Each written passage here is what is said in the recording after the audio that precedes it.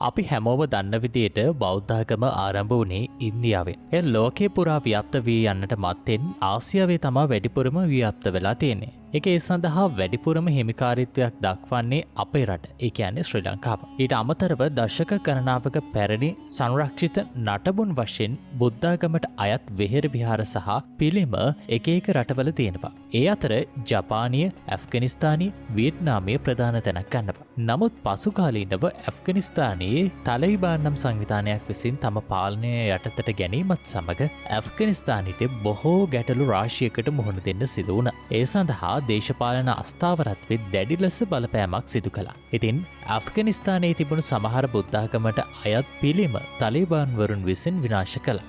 නමුත් ඔබ විශ්වාස කරනවද නැවතත් ඒ පිළිම ඇතිවේගෙන යනවා? මේ තලිබාන් වරුන් විසින් කඩපු බුදු පිළිමය අවුරුදු ගණනකට පසුව හාස්කමක් පෙන්නනවද? කවුරුත් නොහිතපු විදියට මේ තලිබාන් වරුන් විසින්ම ඒ බුද්ධ ප්‍රතිමාව නැවත ගොඩනගන්නේ. සොර සතුරු කරදර නිදහස් වෙන්න දවල් වගේ මරෑටත් සුපැහැදිලි දසුන් ලබා දෙන කොලිටි CCTV කැමරා සවි කරගන්න. බයිමෝ අපිට කතා කරන්න 070යි 601යි 30යි 95. ඉතින් රැඳිලා සිටින්න මේ ආందోලනාත්මක වීඩියෝවේ අවසානයේ තෙක්. වීඩියෝ එකට යන කලින් අපේ channel එක තාම subscribe කරලා නැත්නම් subscribe කරලා bell icon එක click කරන්නත් අමතක කරන්න එපා. SL Idea ශ්‍රී ලංකාවේ අංක 1 YouTube නාලිකාව. ඇෆ්ගනිස්තානයේ ගෝර් පළාතේ පිහිටි ජෑම් මිනාරෙත් හරිරුත් ගඟ සහ ජෑම් ගඟ එක තැනකට හමුවන ස්ථානයකට ආසන්නව තිබෙනවා. මේ ප්‍රදේශය ඉතා නිස්කලංක හා හුදෙකලා බවකින් යුක්තයි. 12 වන සියවසේ ඉදිකරන ලද මෙම මිනාරෙත් සල්ජුක් රාජධානී කලාත්මක විශිෂ්ටත්වය හා ඉස්ලාමීය ගෘහ නිර්මාණ ශිල්පයේ ශ්‍රේෂ්ඨත්වය පෙන්වනවා. 2002දී යුනෙස්කෝව විසින් මෙය ලෝක උරුමයක් ලෙසත් නම් කරනු ලැබුවා.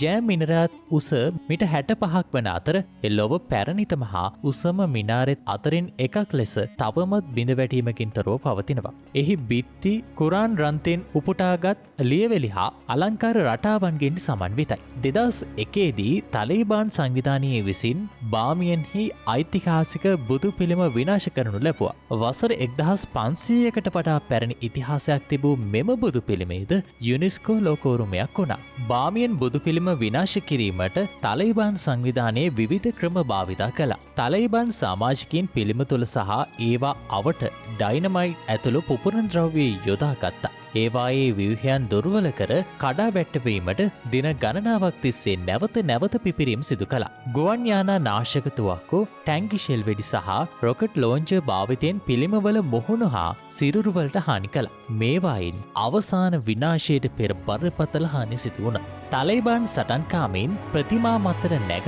දුර්වල කොටස් කැපීමට හා වෙදීමට පටන්ගත් බව වාර්තා වෙනවා. තවත් පුපුරන ද්‍රව්‍ය ඇතුළු කිරීම සඳහා ප්‍රධාන ව්‍යුහාත්මක ලක්ෂවලට සිදුරු කර බවත් ඉතිහාසයේ වාර්තා වෙනවා. අපි හැමෝම දන්න විදියට තලිබාන්වරු කියන්නේ අන්තවාදී කණ්ඩායමක්. ඔවුන්ගේ පාලනය යටතේ ඇෆ්ගනිස්තානයේ කාන්තාවන් ඇතුළු කුඩා ළමුන්ට දැඩි ලෙස ජීවිතයට තර්ජන සිදු වෙනවා. අධ්‍යාපනයේ සමාජ ආශ්‍රය වගේ දේවලුත් සීමා කරලා තමා තියෙන්නේ. මේ වගේ පසුබිමක අවුරුදු දහස් ගණනාවක ඉතිහාසයක් මවාපාන බෞද්ධාගමට අයත් පිළිරුවක් විනාශ කිරීමට හේතු මොනවද? ආගමික හේතු විදිහට තලිබාන්වරුන් ප්‍රකාශ කළේ පිළිම සහ ඔවුන්ගේ දැඩි ඉස්ලාමීය අර්ථකථනයේ යටතේ ඉස්ලාමීය නොවන බව. අන්න ඒ ප්‍රකාශයෙන් පෙනී යන්නේ ඔවුන්ට අවශ්‍ය වුණේ ඉස්ලාමීය ධර්මය පතුරවා හැරීම. ඒත් ඉස්ලාමීය ධර්මයේ කොතැනකදවත් සඳහන් වෙලා නැහැ අනිත් කිසිම ආගමකට ගරහලා තම ආගම පමණක් වැජබිය යුතු බවට. එකල ඔවුන්ගේ නායකයා වූ මුල්ලා ඕමාර්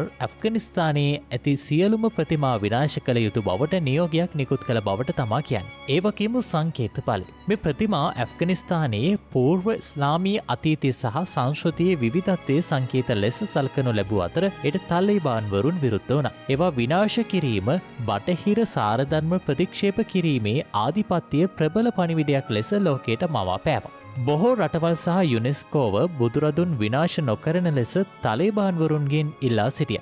නමුත් තලේබාන්වරුන් මේ හිතාමතා නොසලකා හැරියේ ඔවුන්ගේ සයිවීරියත්වය සහ බලය පෙන්වීමක් ලෙස.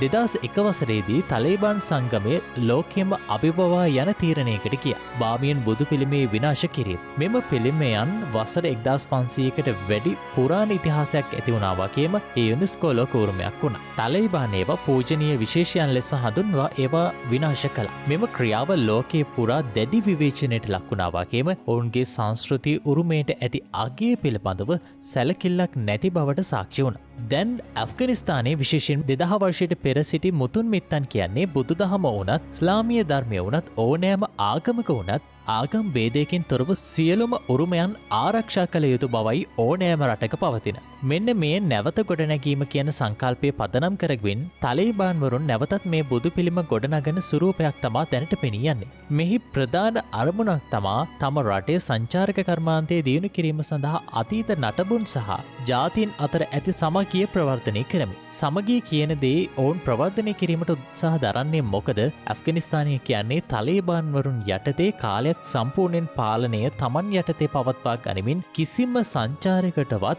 රටට නොපැමිණීමට වගේම රටින් පිටට යාමටත් ඇෆ්ගනිස්තානයේ සිටින ඇතමුන්ට රටින් පිටට යාමට පවා තහනම් කර තිබූ රටක්. ඒ රටේ සියලුම දෙනාට දැඩි නීති රීති අඩුම තරමේ දුරකථන භාවිතයේ රූපවාහිනී භාවිතය පවා තහනම් කළ තිබුණු කාලයක් තිබුණා. ඇතර මේ කාලේ කිසිම දෙයක් සමග ඔවුන්ට නවීන තාක්ෂණය සමග මොහුවීමට නොහැකි. අන්තවාදී ක්‍රියාකාරකම් බහුලව තිබුණු කලාපයක් වශයෙන් තමා ඇෆ්ගනිස්තානයේ පැවතුනේ. නමුත් ඇෆ්ගනිස්තානයේ දැන් ක්‍රිකට් ක්‍රීඩාව ආරම්භවීම ගැහැණු ළමුන්ට නිසි පරිදි අධ්‍යාපනය ලබා දීමට යම්තාක් දුරකට සුදුසු වටපිටාවක් බිහිවීම වගේ ක්‍රියා නිසා ඔවුන් ලෝකයට නිරාවරණය වෙමින් පවතිනවා. ඉතින් ඇෆ්ගනිස්තානයට තව දශකයක් හෝ දශක දෙකක් සම්පූර්ණයෙන් ගත වේවි ඔවුන් සම්පූර්ණයෙන්ම ලෝකයට නිරාවරණය වූ රටක් විදියට කැපී පෙනෙන්නේ නම්. එහෙත් පෘථිවිය තුළ වාසය කරන ඕනෑම ජීවිකයෙකුගේ සෛවීරත්වයේ ස්වාධීනත්වය සහ නිදහස කියනදී අනිවාර්යෙන්ම ඔවුන් භුක්ති විඳිය යුතුයි. ඉතින් අපි හැමෝටම ජීවත් වීමට අයිතියක් තියෙන මේ මහ පොළොවේ ඇෆ්ගනිස්තානය ඔවුන්ගේ ක්‍රූර පාලනයකින් මිදී නැවත ලෝකයට නිරාවරණය වීම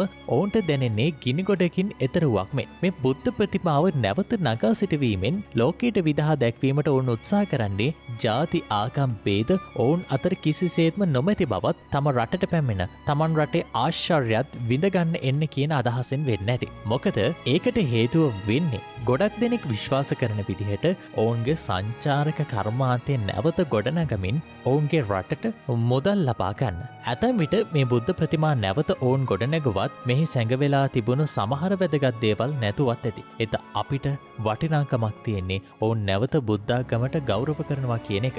මොකද බුද්ධාගම කියන්නේ ලෝකයේ පුරා බොහොම අඩු ප්‍රතිශතයකින් පැතිරලා තියෙන ආගමක් නිසා. හැබැයි මං අර කලින් කිව්වා වගේම ඔවුන් පිටින් එහෙම පෙන්නුවට ඔවුන් මුදල් අරමුණු කරගනිමින් තමයි මේ දේවල් කරන්න කියලයි ගොඩක් විචාරකින් පවසන්නේ. මෙන්න මේ විදිහට තමා ලෝකයක් දකින්නේ නැතුව කලවරේ හිටපු අය අඳුරෙන් ආලෝකයට එන්න උත්සාහ කරන්නේ. ඉතින් අද වීඩියෝ එක ගැන ඔයාලගේ අදහස පහලින් කමෙන්ට් එකක් විදිහට දාන්න යන්න අමතක කරන්න එපා. වීඩියෝව හොඳයි නම් වීඩියෝ එක ලයික් එකක් දාලා අපේ channel එක තාම subscribe කරලා නැත්නම් subscribe කරලා bell icon එක click කරන්න අමතක කරන්න එපා. එහෙමනම් තවත් අලුත් වීඩියෝ එකකින් හමු වෙනකම් අදට මම සමුගන්නවා. ඔබට සුබ දවසක්. ආයුෂ බොහෝ වේවා.